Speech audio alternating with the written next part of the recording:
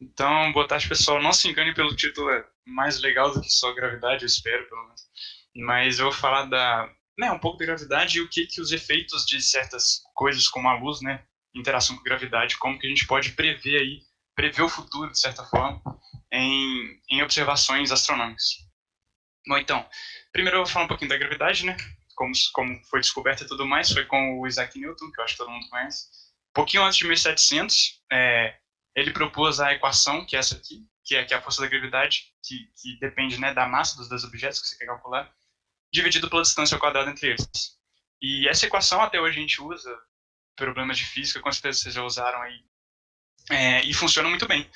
Mas o problema com essa equação é que, bom, até hoje ela funciona muito bem, né, mas para certos sistemas, por exemplo, no século XX, né, começaram as teorias aí da relatividade, as teorias quânticas que começaram a achar problemas nessa equação, porque, por exemplo, a luz, ela não tem massa, e ela é afetada pela gravidade. Então, se você colocasse aqui a massa da luz igual a zero, você teria que a força igual a zero, mas não é o caso.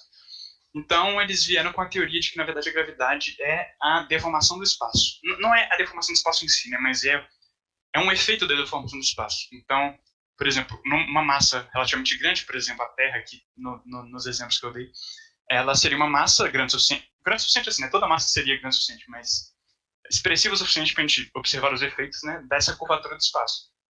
E então, nesse caso, né, a partir dessa teoria, a gente tem que a gravidade não é mais uma força, ela é um efeito, porque a luz, por exemplo, esse satélite, por exemplo, se ele ficar em volta da rota da Terra aqui, ele nada mais está do que seguindo o caminho reto em relação ao espaço. A gente só vai estar vendo o satélite como se ele estivesse curvando, mas em relação ao espaço, ele está simplesmente seguindo uma linha reta. E né, é o mesmo caso com a luz também. E essa teoria, então, ela meio que consertou os problemas que tinha com a teoria de Newton. E, bom, agora eu vou dar um exemplo para vocês, né, de um fenômeno que a gente já conseguiu, né, meio que prever para conseguir observar, né, esse fenômeno devido a essa interação da luz com a gravidade.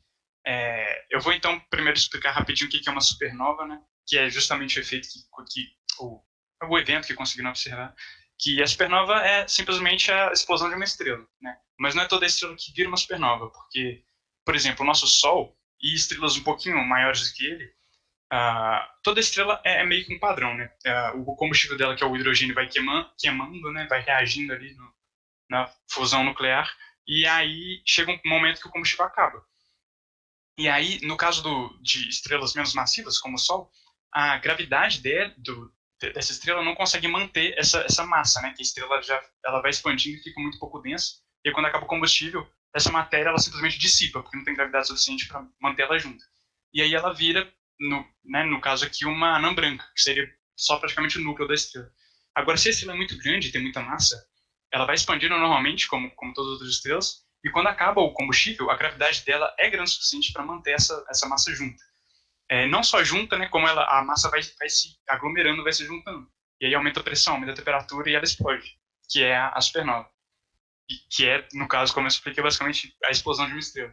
E, e essa explosão, né, libera muita energia, muitas ondas eletromagnéticas e tudo mais, mas é muito pouco tempo, tipo, principalmente quando a gente vai olhar em termos astronômicos, que a gente está acostumado com milhões de anos e bilhões, só o universo tem 4 ponto tantos bilhões de anos. Uma luz de uma supernova, por exemplo, dura alguns dias só. Então, não é muito fácil a gente observar um fenômeno desse. Até porque também, por exemplo, a gente até consegue prever mais ou menos quando que uma estrela vai explodir. Mas o mais ou menos é tipo, um exemplo, a gente tem a Betelgeuse, que é uma estrela desse tipo, que é uma estrela muito, muito grande, fica na constelação de Órion, que a gente sabe que ela já vai explodir daqui a pouco, mas a gente não sabe se é daqui a 5 minutos ou se é daqui a 5 milhões de anos. Tipo, tem um intervalo gigante no meio. Mas com os efeitos aí que eu vou mostrar, um fenômeno interessante, a gente já conseguiu e ainda consegue, hoje em dia, às vezes, prever com precisão de dias quando que isso vai acontecer. E isso seria as lentes gravitacionais. O que é uma lente gravitacional? Ela se comporta basicamente como uma lente normal, de vidro normal, de um óculos ou um telescópio. E no exemplo que eu vou dar aqui, teria a Terra, né, aqui de um lado. Vocês estão conseguindo ver minha setinha? Ou eu estou mexendo com onde eu estou aqui? Teria a Terra aqui de um lado, uma galáxia do outro, e teria aqui, por exemplo, um aglomerado de galáxias no meio, entre a Terra e essa galáxia. Um aglomerado aqui mais porque, tipo, né, muitas galáxias juntas formariam um campo gravitacional muito forte ali. Eu falei tecnicamente errado, campo gravitacional, vocês entenderam. E nesse caso, né, em condições normais, assim, a gente não conseguiria observar a galáxia que está do outro lado, porque esse aglomerado está obstruindo a nossa visão. Mas a luz que passa meio na tangente aqui dessa galáxia, desse aglomerado, ele vai ser curvado, né, e vai voltar para nossa Terra. E a gente vai conseguir ver essa luz, mesmo estando atrás desse aglomerado, que é um exemplo aqui que eu dei, por exemplo, nessa imagem. Provavelmente seria o que a gente estaria vendo aqui nesse caso, que é essa luz, esse anel branco em volta aqui, que seria uma galáxia que está lá atrás dessa, né? E que a luz dela está passando aqui do lado e está sendo curvada e chegando até a gente. Mas nesse caso, no exemplo que eu dei, isso não ia ajudar muito a gente com nada, porque a gente só ia estar conseguindo ver coisas atrás das estrelas, tá? Isso não muda nada. Mas pode ser que esse aglomerado, por exemplo, não esteja entre a galáxia, pode ser que ele esteja um pouquinho do lado. E agora é a parte do desenho do Paint que eu fiz, então não riam, por favor, mas dá para explicar o que eu quero explicar. Que seria, então, uma estrela aqui e a nossa Terra, por exemplo, né? E aí teria, por exemplo, essas estrelinhas vermelhas seriam esses corpos que estão agindo como linhas gravitacionais, né? Pode ser uma galáxia ou várias galáxias, ou qualquer coisa que tenha uma gravidade forte o suficiente, né? Até um buraco negro pode ser. E aí, por exemplo, vou retornar ao exemplo da Betelgeuse, que é essa estrela que eu falei. Por exemplo, ela está a mais ou menos 650 mil anos-luz, 650 anos-luz, desculpa, da Terra. Então, o que significa que, quando a gente observa ela no céu, a gente está vendo ela há 650 anos atrás, porque a luz demora 650 anos para chegar na gente. E então a gente observaria ela, né? O que a gente observaria ela seria esse feixe direto que está indo dela até a Terra, que é o feixe, né? A linha reta ali. No caso, é só um exemplo, tá? Não acontece isso com essa estrela que eu tô falando, mas é só um exemplo. E aí, por exemplo, nesse outro feixe aqui de baixo, né?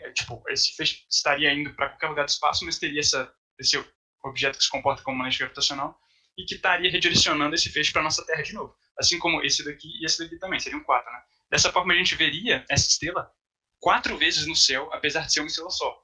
E essas 4 vezes, cada uma seria num intervalo de tempo diferente. Então, por exemplo, né, porque a distância que a luz teria que percorrer é diferente entre a linha reta e essa linha curva e essa linha mais curva ainda. Seriam distâncias diferentes, então demoraria tempos diferentes para a luz chegar até nós. Então, dando um exemplo, a luz reta poderia ser 650 anos, que é a distância que que a estrela está da nossa Terra. Essa aqui, que é o menorzinho, poderia ser 670 anos, por exemplo. Essa aqui, 700 e essa 750, por exemplo. Então, a gente teria 4 imagens da mesma estrela em intervalos de tempo diferentes.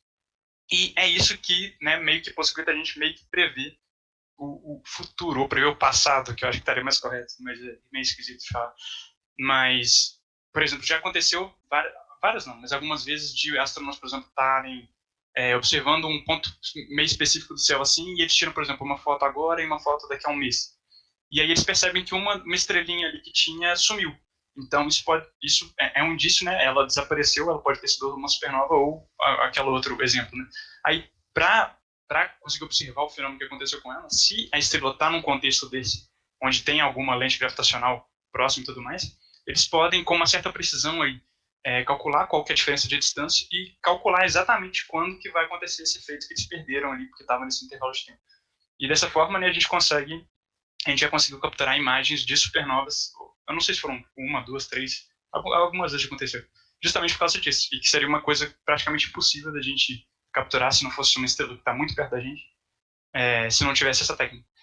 E aqui é só uma imagem para exemplificar, né, que esses pontos vermelhos aqui são de uma galáxia só, é uma galáxia só, que quando a gente olha para o céu, né, com um telescópio, nesse caso essa imagem é de telescópio, a gente vê ela 3 vezes, justamente porque tem ou uma ou várias, não sei aqui, lentes gravitacionais que estão curvando a luz, né, dessa forma e chegando para a gente desse jeito.